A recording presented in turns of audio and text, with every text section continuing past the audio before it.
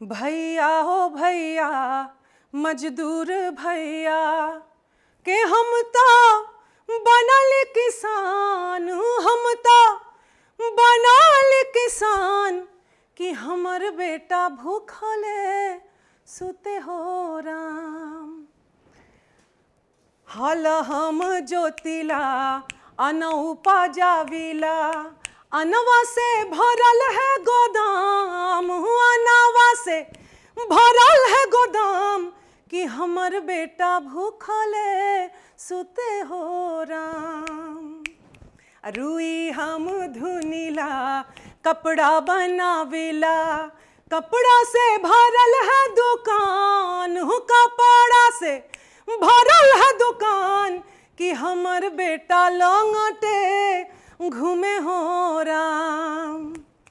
ईटा हम पारिला घरवा बनाविला, महल दो महला आसमान, महल दो महला हिंदुस्तान कि हमर बेटा टुकुर टुकुर ताके आसमान। भैया हो भैया मजदूर भैया। नमस्कार, मैं हूँ कल्पना पटवारी और मैं आसाम से हूँ। भारतवर्ष का जो उत्तर पूर्व इलाका है, बहुत ही खूबसूरत आसाम क्षेत्र है। आसाम माँ कामाख्या धाम के लिए भी प्रसिद्ध है, ब्रह्मपुत्र नदी के लिए प्रसिद्ध है और साथ ही प्रसिद्ध है जिनको मैं संगीत की म्यूज़िकल इंस्टीट्यूशन मान के चली हूँ, वो है प्रयाग भारत रत्न भूपेन हजारिका जी की धरती है वो। गायिका तो हूँ ही, लेकिन आज मैं गायन के साथ साथ मैं, क्योंकि मुझे आप लोगों ने मेरे मन की बात को या फिर इंस्पिरेशनली क्या मैं यंग जनरेशन को मैं क्या अमिट कर सकती हूँ, दे सकती हूँ, उसके लिए ये आयोजन है। तो मैं चाहूँगी उन पहलुओं पे मैं बात करूँ जो लोगों को पता नहीं है। गायिका मैं रही, लोक गायन मैंने अपने पिता से बिपिन पटवारी जी से सीखा, कामरूपी लोक गायन, ग्वालपोरिया लोक गायन। असम भी अपने आप में बहुत सारे अलग अलग, ओझापाली, माँ मनसा की अलग एक गायन शैली, बहुत कुछ है बिहू के अलावा। लेकिन हमेशा से क्योंकि भूपेन हजारिका जी को सुन के बड़ी हुई, महज गायिका कभी बनना नहीं चाहती थी। मैं एक गायिका नहीं, मैं एक आवाज़ हूँ, मैं एक कंठ हूँ और उसको लेके मैं अब तक चल रही हूँ। ये अलग बात है कि ये जो मुंबई है या मायानगरी है, ये लोग आप जो ग्लैमर है, नाम है, शोहरत है, जो दिखावा है, सब कुछ चलता रहता है और उसके लिए आई एम वेरी ग्रेटफुल जो भी मुझे मिला। लेकिन पीछे हमेशा ये एक ये रहा कि मैं जो गा रही हूँ, मेरे गीतों से भूपेन हजारिका की गीतों से जैसे सोसाइटी इम्पैक्ट हो रहा था, वो सुन के बड़ी हुई। जैसे फॉर एग्जांपल उन्होंने गंगा जी से सवाल किया, ब्रह्मपुत्र नदी से सवाल किया, विस्तार है अपार प्रजा दोनों पार, करे हाहाकार निशब्द सदा, ओ गंगा तुम गंगा बहती हो क्यों। नैतिकता नष्ट हुई, मानवता भ्रष्ट हुई, निर्लज्ज भाव से बहती हो क्यों। इतिहास की पुकार करे हुंकार, ओ गंगा की धार निर्बल जन को सबल संग्रामी समग्रगामी बनाती नहीं हो क्यों। ये जो मुझे संगीत का एक आर्ट जो है, टूल जो है, जिसको कंठ आवाज़ मिला, इस आवाज़ से मैं कहाँ कहाँ इम्पैक्ट कर पा रही हूँ, मैं सोसाइटी में क्या वैल्यू ऐड कर पा रही हूँ, ये सवाल जहन में बहुत बचपन से ही पिरोया गया था मेरे पिता बिपिन पटवारी जी द्वारा। मैं समझती हूँ भूपेन हजारिका जी हो और कालांतर में बहुत सालों बाद अचानक जब मैं उत्तर प्रदेश, बिहार या पूर्वांचल की धरती पे मैं कर्म क्षेत्र मान के जब मैं आती हूँ, बहुत सालों बाद मैं भूपेन हजारिका जी को खोजते खोजते भिखारी ठाकुर जी तक पहुंचती हूं और वो वही कहानी है। मैं आज आपके समक्ष वही कहानी बोलना चाहती हूं। दोनों ने ही विद्रोह, एक तरह से गीतों से विद्रोह को सामने रखा और अपने शब्द के प्रयोग से जो शोषित वर्ग है, समाज के जो शोषित वर्ग है, उनकी आवाज़ बनने की उन लोगों ने प्रयास किया। सबसे जो मुझे अट्रैक्ट करती है वो बात, मुझे उस धारा को मैं बहुत ज़्यादा अट्रैक्टेड होती हूँ। और वहाँ पहुँचने से पहले मैं ये बोलना चाहूँगी कि मेरे बारे में अगर जानना है तो आसाम में मैं गुवाहाटी से दूर बरपेटा ज़िला में मेरी पैदाइश है और इंग्लिश लिटरेचर से मैंने कॉटन कॉलेज गुवाहाटी से मैंने पढ़ाई किया और फोनेटिक्स उसमें से एक ऐसा पेपर था, सब्जेक्ट था, जहाँ उच्चारण को लेके एक भाषा शैली की जो बोली में जो उच्चारण की जो टेक्निकलिटीज़ है उसको पढ़ाया जाता था। और शायद इसीलिए मैं अलग अलग बोली में, भाषा में गाने की मैं शौक़ रखती हूँ और मैं अब तक 32 भाषा में मैं रिकॉर्ड कर चुकी हूँ और मुझे ये एक मेरा जुनून है, पैशन है, मुझे अलग अलग बोली में गाने को पसंद है। और उसी में मैं बहुत कुछ, अब समय तो कम है, मैं फिर भी आसाम का ही एक देवरी बोल के जो बोली है, जो कि यूनेस्को की एंडेंजर्ड लैंग्वेजेस, एंडेंजर्ड डायलेक्ट्स जो है इंडिया के, उसमें से जो डेंजर जोन में है एक बोली है देवरी। तो उनका फोक कैसा होता है, वो साउंड को, क्योंकि वो चाइना और इंडिया बॉर्डर के आसपास है, वो सुनाने की प्रयास करूंगी। वो ऐसा है कि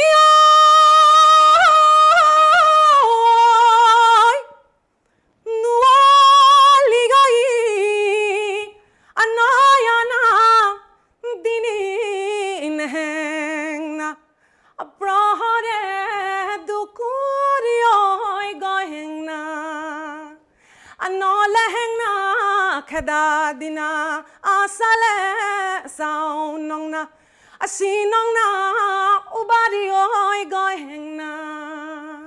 एक बोली है, बोडो बोली एक है, मिसिंग बोली है। आसाम तो क्या, पूरे अगर भारतवर्ष में अगर देखने जाए, शायद आदिवासी, खासकर ट्राइबल जो लैंग्वेजेस है, मैं बहुत ज़्यादा अट्रैक्ट इसलिए होती हूँ कि आज जब भारतवर्ष में ये कहा जाता है कि हम पहले आए, आर्यंस कब आए, इस्लाम धर्म कैसे आया, पुर्तगाली भाषा कैसे आई, ये सब जो बात होती है, इन सबों को छोड़ के एक्चुअली मूल जो निवासी है भारतवर्ष के, जो कुछ नहीं बोल रहे हैं, वो है हमारे आदिवासी। और मैं समझती हूँ जो मूल भारतवर्ष है वो आदिवासी समाज को, आदिवासी बोली को, कल्चर को छोड़ के नहीं हो सकता। तो एक तरह से मैं ये प्रयास कर रही हूँ अपने जो माउथ पीस है म्यूज़िक बॉक्स चैनल या म्यूज़िक बॉक्स के माध्यम से, कि उन लुप्त प्राय आदिवासी बोलियों को मैं रिकॉर्ड करने की कोशिश कर रही हूँ और ताकि आगे की पीढ़ी को कोई अगर खोजना चाहे तो मिले, उनको इंटरनेट में कम से कम दिखाई दे। अब कहाँ जाओ, अब आती हूँ मैं यूपी बिहार में। कैसे अचानक से मैं करीब 20-22 साल की उम्र, पढ़ाई जैसे ग्रेजुएशन ख़त्म कर लिया, उसके बाद मुझे ये था कि म्यूज़िक को ही सीरियसली लेना है। तो मेरी जो आवाज़ है आसाम में क्या है, आसाम जो है पहाड़ी इलाका है और जैसे आप ध्यान दीजिएगा, मैं मतलब ऑब्जर्व करने वाली बात है, पहाड़ क्षेत्र में, चाहे वो उत्तरांचल हिमाचल भी क्यों ना हो, जो संगीत है वो थोड़ा सा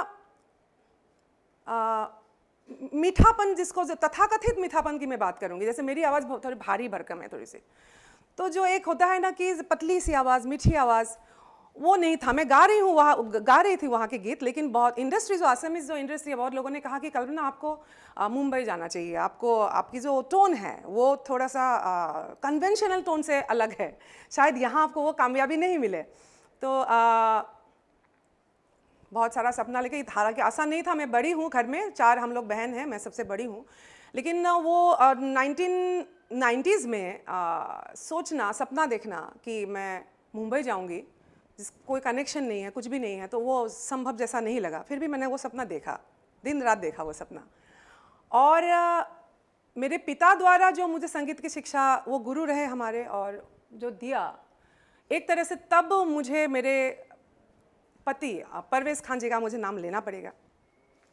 और मेरे जीवन में ये सब बहुत कुछ है, हाँ, जो मतलब इंटरफेथ में जीना, पूरे मेरे जो दैनंदिन जीवन है उसमें बहुत इंटरफेथ है। भारतवर्ष की जो अनेकता में एकता है, वो मेरी ज़िंदगी में आपको मैं जीती हूँ उसको।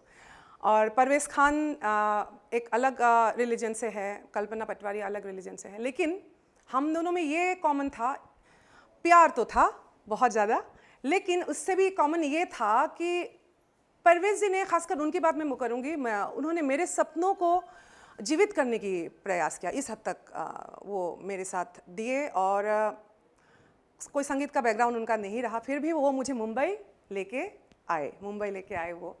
और उन दो इंसान, विपिन पटवारी जी ने संगीत का शिक्षा दिया और परवेज़ खान, दो ये पुरुष हैं मेरे जीवन में जिन्होंने अपना पुरुष प्रधान जो समाज है हमारे भारतवर्ष में या पूरे वर्ल्ड में भी, अपने अस्तित्व को खो के अपनी पत्नी के अस्तित्व को पीछे जाना, ये थोड़ा सा उनके समाज ने उनको भी बहुत कुछ बोला सुनाया होगा, लेकिन वो उन्होंने नहीं ये किया, नहीं देखा, क्योंकि मेरे पिता ने उस समय, वो समय काल अलग था और समाज की तो बात थी, तो मेरे पिता में बहुत ब्रॉड माइंडेड रहे क्योंकि वो खुद आर्टिस्ट रहे, लेकिन उनको ये था कि कल्पना की संगीत अब ख़त्म हो जाएगी, ये एक उनको मन में एक था डर, और ये परवेज़ जी के सामने वो बोला गया था, तो उन्होंने शायद एक तरह से चैलेंज के हिसाब से लिया कि ये लाइन जो मुझे बोला गया है इसको मैं कंप्लीट उल्टा करके दिखाऊंगा, और उस चैलेंज को लेकर वो गए।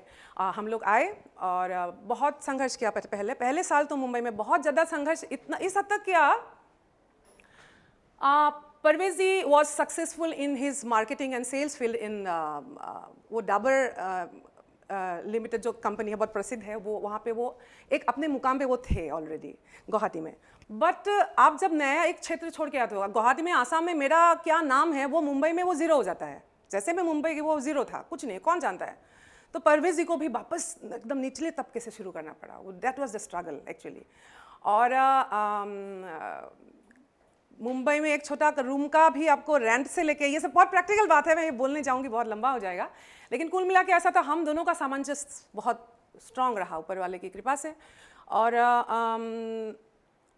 फिर अचानक वो दिन आया जब मुझे एक गाने का मौका मिला। मुंबई के अंधेरी ईस्ट में महाकाली केव्स रोड के पास, असम के भी बहुत सारे आर्टिस्ट वहाँ पे हैं और उन लोगों ने भी हेल्प किया, और वो गाना था, तब मैं बहुत ज़्यादा ये भोजपुरी ये पे नहीं थी मैं, तब मैं रिमिक्स का समय था, उस समय मैं गाई थी। फर्स्ट सॉन्ग वाज मुंबई का फर्स्ट सॉन्ग था remix, My heart is beating, keeps on repeating, I'm waiting for you, my love encloses a plot of roses, and one shall be then our next meeting. Love you, no, that time is fleeting, time is fleeting, time is fleeting. ये tone में, ये texture में मुझे गाना था, मैं गाती थी तब बहुत। और टाइम्स म्यूज़िक में ये गीत गया, और जिस प्रोजेक्ट में उत्सव था उस प्रोजेक्ट में आशा भोसले जी भी थे, तो मेरे लिए तो, हम जो एकदम असम के गांव से आए हैं, आशा भोसले मतलब लता मंगेशकर, आशा भोसले, उन लोगों का नाम सुना है, सपना है, उनके साथ मेरा भी नाम गया है, मेरे लिए वो बहुत उत्सव था, उस प्रोजेक्ट का नाम अभी याद है। और उसके बाद अलग अलग टी सीरीज़ जो है, जहाँ से मैं भोजपुरी की दुनिया में कदम रखी, टी सीरीज़ कंपनी से परिचय हुआ, और मैं गाने जाती थी ऑन ट्रैक मतलब जो भी फिल्मों की जो गायन है, फिल्मों की जो ट्रैक होते हैं ना, जैसे अनु मलिक जी ने कंपोज किया, विशाल शेखर जी ने कंपोज किया, बड़े बड़े जो म्यूजिक डायरेक्टर है बॉलीवुड के, टी सीरीज उसको खरीद लेते थे, और वही उन्हीं के ट्रैक में से भजन हम लोग गाते थे, सरस्वती भजन, गंगा भजन, शिव भजन। एक तरह से वो माइक्रोफोन में प्रैक्टिस होना बहुत ज़रूरी है मुंबई में खासकर, तो माइक्रोफोन में उसको मैंने रियाज की तरह लिया कि माइक्रोफोन में टेक्निकलिटीज़ में क्या क्या सीख पाऊँ। और इस साल अभी की मैं बात कर रही हूँ, 2005 में गाई थी, इस अभी ये डिजिटल एरा में वापस एक गीत आया, 2005 में गाई थी टी सीरीज में ऑन ट्रैक। शिव सत्य सनातन शिवम शिवम कण कण में, ऐसा एक अभी शिव जी का एक, इस बार मैंने सुना है कि बहुत सारे रील्स बने हैं, लेकिन गाई मैं 15 साल पहले ये इस गीत को। तो उसके बाद अचानक से फिर भोजपुरी वर्ल्ड में आ गई मैं, अचानक से बहुत सारे जो धनंजय मिश्रा जी, विनय बिहारी जी, राजेश गुप्ता जी, बहुत प्रसिद्ध भोजपुरी के म्यूज़िक सिनेरों में रहने वाले व्यक्तित्व हैं आप लोग। और फिर भोजपुरी की यात्रा शुरू होती है 2002, और वो गीत से एक ही गीत से एक्चुअली भोजपुरी में मैं दूसरा गीत था, ये एक रामगढ़ की होली छैला बिहारी जी के साथ, और उसके बाद ये गीत था ये न हमसे भंगिया हो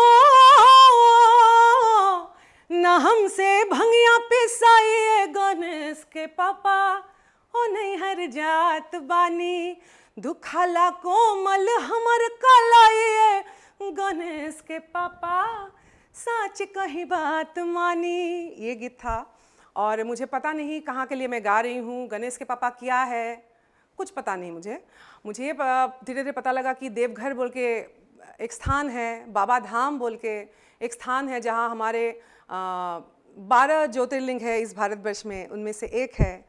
और मुझे इसलिए भी बहुत कुछ पता नहीं लगा बिहार यूपी में क्या हो रहा था, क्योंकि मुंबई में हम बस गाते थे, हमको कुछ पता नहीं। अचानक बहुत सारे लोग आके बोले, कल्पना जी आपको पता नहीं, मेरी आंखों में देखिए आप स्टार बन गई हैं। मुझे अभी भी याद है वो दिन, छैला जी और सब लोगों ने जब कहा था आप मेरी आंखों को समझिए, आप ये है, आपका जगह ये बन चुका है।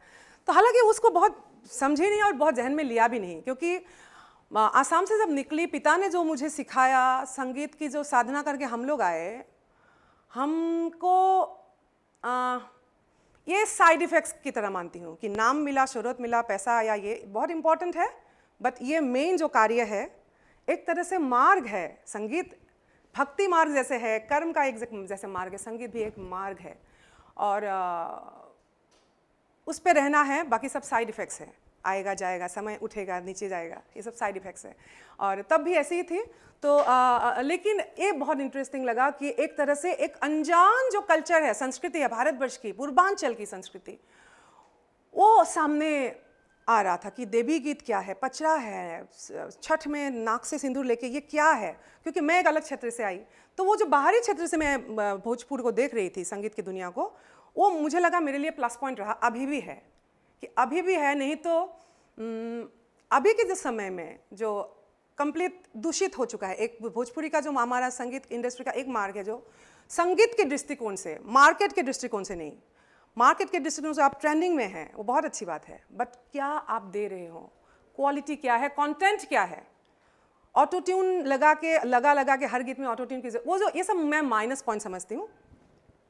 तो बोलने का मतलब ये रहा कि वो फोकस संगीत में हमेशा रहा, सुर में रहा। लेकिन उसी दौरान क्योंकि मैं मुंबई में रहती थी, तो ऐसे बहुत सारे गीत मुझे मिले और मन में धीरे से लालच भी एक था। बहुत लोग बोलते थे आप कहाँ भोजपुरी में फंस गई हो कल्पना, भोजपुरी मत गाया करो, ऐसे भी बड़े बड़े म्यूजिक डायरेक्टर मुझे बोले मुंबई में। तो उसमें मुझे ऐसे ऐसे गीत भी मिले,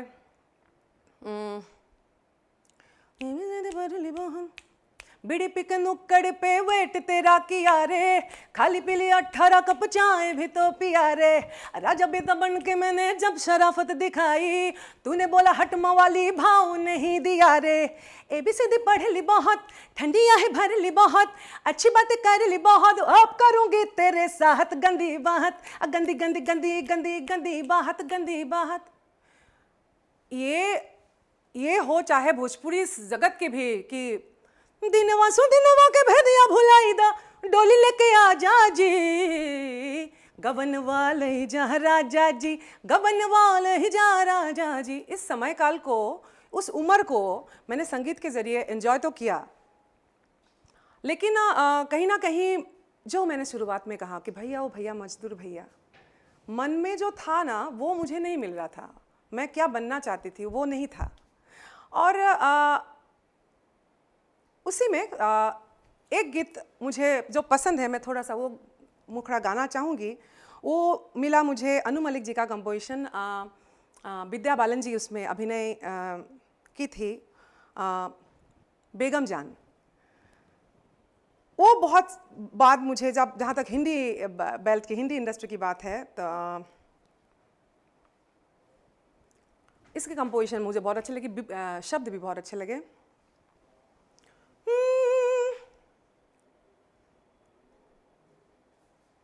तकिए पे तेरे तारे बिछाए, चांद ये तेरे लिए ठुमरियां गाए, खिड़की पे तेरी रात की रानी, मुर्खियाँ लेके लोरी सुनाए, सो जा गुड़िया सो जा, अखियों से तू ओझल हो जा, और कहारो डोली उतारो, पल भर को ठहरो तो जरा,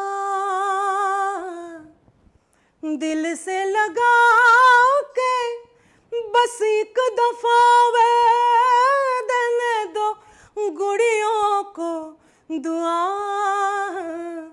तेरी बिंदियाँ निखर के, चूड़ियाँ बिखर के, चुनरी में चहके, तेरा कजरा हो कारा, गजरा हो प्यारा, अंगना तेरा महके। ये गीत मुझे बहुत अच्छा लगा। जहाँ तक बॉलीवुड या हिंदी फिल्म इंडस्ट्री की अगर बात करें, लेकिन फिर भी जब तक ये गीत मिला मुझे, ये 2014-15 की बात है शायद, तब तक जो मन में एक लालच था ना, वो बहुत बड़े तरीके से बिल्डअप हो चुका था कि भारतवर्ष की लुप्त प्राय अलग अलग बोलियों में उनको संरक्षण करना, गाना, और एक तरह से जो इंटरनेशनली वर्ल्ड म्यूज़िक है, वर्ल्ड म्यूज़िक में वो बॉलीवुड से भी मैं समझती हूँ एक बॉलीवुड को भी मैं वर्ल्ड म्यूज़िक के सामने छोटा रखूँगी, जहाँ आपका भाव प्रधान हो जाता है। गीत की जो एक साज की जो भाषा है, बिना भाषा को समझे वहाँ वो प्रधान हो जाता है। और फिर मुझे लगा कि नहीं, ये है अल्टीमेट। मुझे फोक को अगर मुझे आगे लेके जाना है तो मुझे लगता है ये जो वर्ल्ड म्यूज़िक की शैली है, इस तरह से आगे जाना चाहिए। और फिर ऐसे मौका मुझे मिला भी। मैं अलग अलग भारतवर्ष के जैज़, ब्लूज़, जो जिनके टेक्निकलिटीज़ के बारे में मुझे बहुत पता नहीं है, लेकिन मुझे ये पता था कि इंटरनेशनली ये लोगों को पसंद आएगा। और मेरी जो लालच थी, मेरी जो मतलब सेल्फिशनेस एक मोटिव रही कि मेरी ये आदिवासी भाषा को मैं कैसे इनपुट करूं।